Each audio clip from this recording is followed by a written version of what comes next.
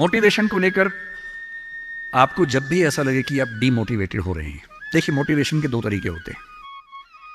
एक तरीका होता है हवाई किस्म का तरीका, मेरे जैसे किसी स्पीकर को बुला लीजिए, ये हवाई तरीका है, इससे कुछ बात बनती नहीं है, लगता है कि बात बन गई, बनती नहीं। और कई मोटिवेटर्स तो मैंने ऐसे देखे हैं जो मंच पे आके आगे लगा देते हैं, यस यू कैन, सब बोलेंगे यस वी कैन, सबको लगता हो गया। वो असर रहता है आधे घंटे तक, जैसे गुब्बारे में हीलियम गैस भरते हैं, गुब्बारा उड़ता है, गुब्बारे को लगता है कि मैं तो महान हूं, मैं तो हवा में हूं, आसमान में हूं। थोड़ी देर में गैस खत्म हो जाती है और गैस खत्म होते सूर्य के नीचे आता है गुब्बारा। एक तो वैसा मोटिवेशन है कि मैं थोड़ी आग लगा दूं, 10 बार जोर से बोलूं, आप भी बोले जोर जोर से, एकदम खून गर्म हो जाए, आप बाहर निकले, आपको लग रहा है कि आप कुछ भी कर सकते हैं, आधे घंटे बाद लग रहा है अरे हम तो वैसे के वैसे हैं। एक तो वो मोटिवेशन है जो आधे एक घंटे वाला होता है, उसमें मेरा कोई इंटरेस्ट नहीं है, ना मैं वैसा मोटिवेटर बनना चाहता हूं।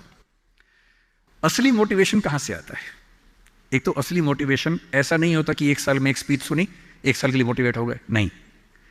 असली मोटिवेशन आता है जिंदगी की ज़रूरतों से, आसपास से, डेली लाइफ से आता है। और डेली लाइफ से मोटिवेशन चाहिए तो क्या करना चाहिए? ये मैं 3-4 टिप्स दे रहा हूं, आप सब इसको फॉलो करें, आपको डीमोटिवेशन कम से कम नहीं होगा। एकदम आराम से जिंदगी जीनी है, दुखी होना ही नहीं है। सबसे पहली बात, अपने आप से इतनी उम्मीदें नहीं पाल लेनी है जो पूरी नहीं हो सकती।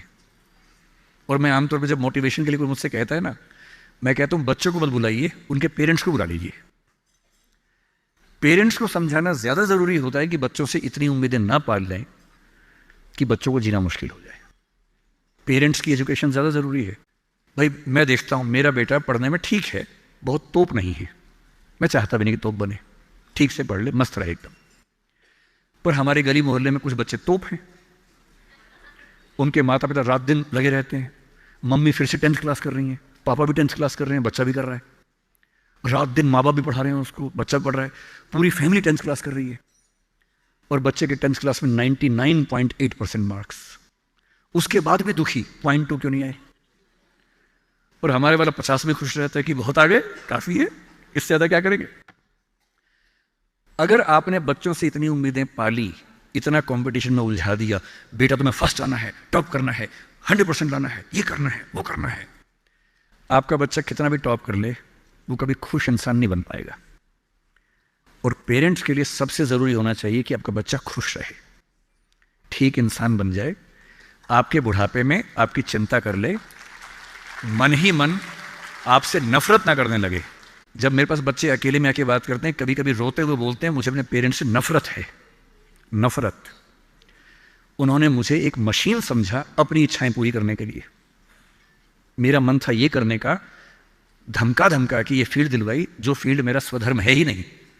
मैं रोज पढ़ता हूं रो रो के, मेरा मन नहीं करता पढ़ने का क्योंकि मेरी फील्ड थी ही नहीं। इसलिए आप सबसे कह रहा हूं, हर व्यक्ति हर काम नहीं कर सकता, पर हर व्यक्ति कुछ ना कुछ अच्छा कर सकता है। और वो कुछ ना कुछ अच्छा क्या है? जो आपका स्वधर्म है। इतने उम्मीद मत पालिए। मसलन क्रिकेट भारत का शौक आजकल सब लोगों को हो गया है, लाखों बच्चे क्रिकेट खेल रहे हैं गली मोहल्ले में, सबको आईपीएल में आना है, सबको भारत की टीम में आना है।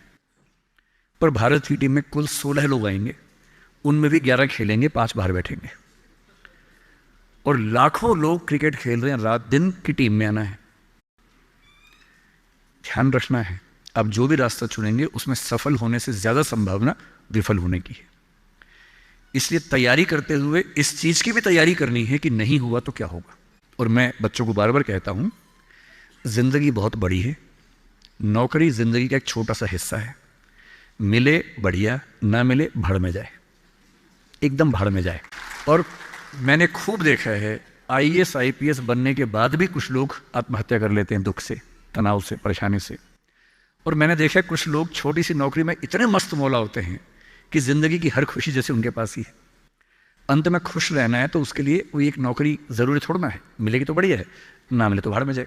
तो अपना तकिया कलाम बना लीजिए। तकिया कलाम का मतलब अपनी एक पंच लाइन बना लीजिए, अपनी एक मिशन स्टेटमेंट बना लीजिए कि ताकत लगाएंगे, पूरी ताकत से कोशिश करेंगे कि जो मैं चाहता हूं, जज बनना है, पॉलिटिशियन बनना है, आईएएस बनना है, जो बनना है बनूं, उद्यम करना है उद्यम करूं, स्टार्टअप करना है स्टार्टअप करूं। पर नहीं हुआ। कोई पूछे ना अगर नहीं हुआ तो बोला भाड़ में जाए, क्या हो गया नहीं हुआ तो कुछ और करेंगे, तू नहीं कोई और सही, कोई और नहीं कोई और सही। ये इंसान के बारे में नहीं, अभी नौकरी के बारे में है। ये नौकरी नहीं तो कोई और नौकरी सही, कोई और नौकरी नहीं तो कोई और नौकरी सही, ऐसा क्या है, हजार ऑप्शन है। तो खुद से उम्मीदें कम। दूसरा, अपने आसपास 3-4 लोग ऐसे रखिए जो कायदे के लोग हो।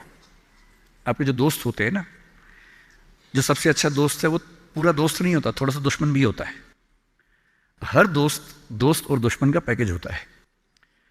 वो आपसे जलता भी सबसे ज्यादा है लेकिन दोस्त भी है, आपके राज रखता है।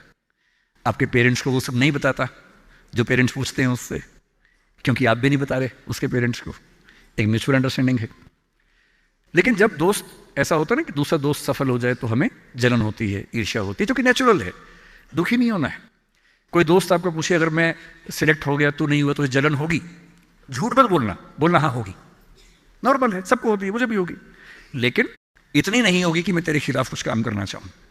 थोड़ी होगी, ह्यूमन बीइंग हूं, ह्यूमन साइकोलॉजी है, तो मैं उससे कैसे बच सकता हूं। अपने आसपास 3-4 ऐसे लोग रखिए जो जनरली पॉजिटिव रहते हो, मनहूस ना हो।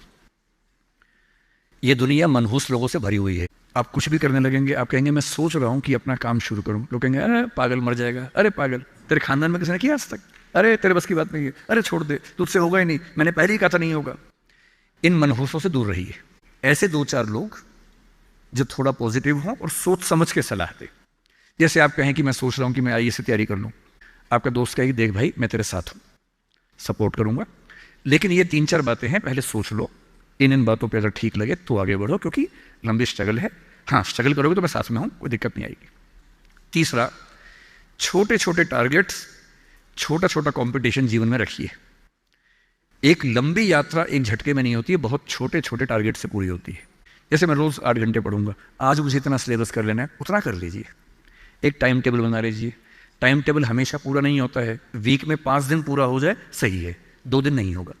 क्योंकि इस उम्र में क्या होता है कि 5 दिन पढ़ लिए, 6 दिन जा रहे थे, किसी को देख के अच्छा लग गया, अब उसी की याद में खोए हुए हैं, पढ़ाई नहीं हो रही है।